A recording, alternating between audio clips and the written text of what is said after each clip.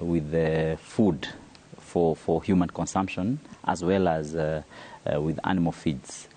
But now there's an improvement because of the rain. And of course, Nyeri being an arable area, once you receive some amount of rainfall continuously, then you start seeing quite a bit of improvement. The whole place starts becoming green, and that way people are able to get food once again.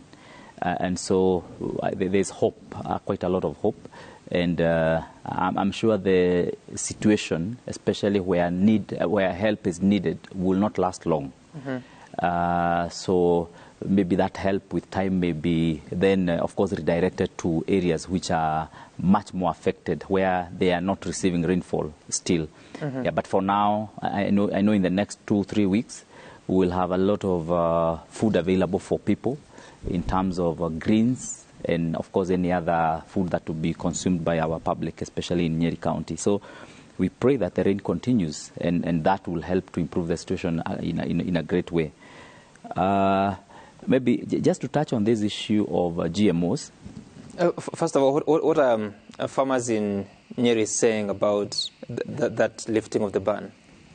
Are they warming up to planting GM products? Well, I do not think in Nyeri the issue of the GMO foods is as political as it seems countrywide or in other parts of the country, because again, it's also not in the whole country. The issue of GMO or genetically modified food has generally been of a political, it has attracted more politics and political intonations, much more than the scientific understanding of the concept. And if you want to understand it well, just look at the politicians. They normally make their arguments based on which side of politics they are seated.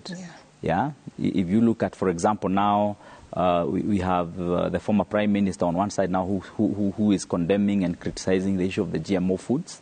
And he wants to come out as a voice of the people in terms of people who cultivate maize.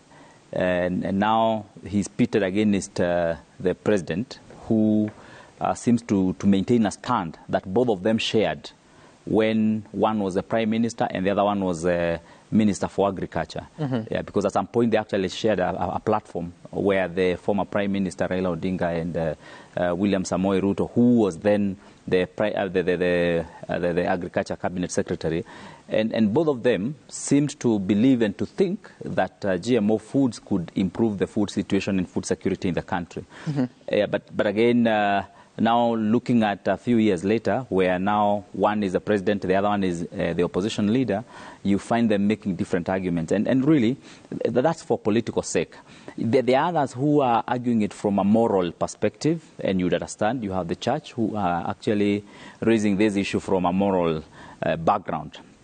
You know the challenge with the GMO food is that where the seeds or these foods are seen to have their genetic material or the DNA in a way modified, makes them to look in a way unnatural.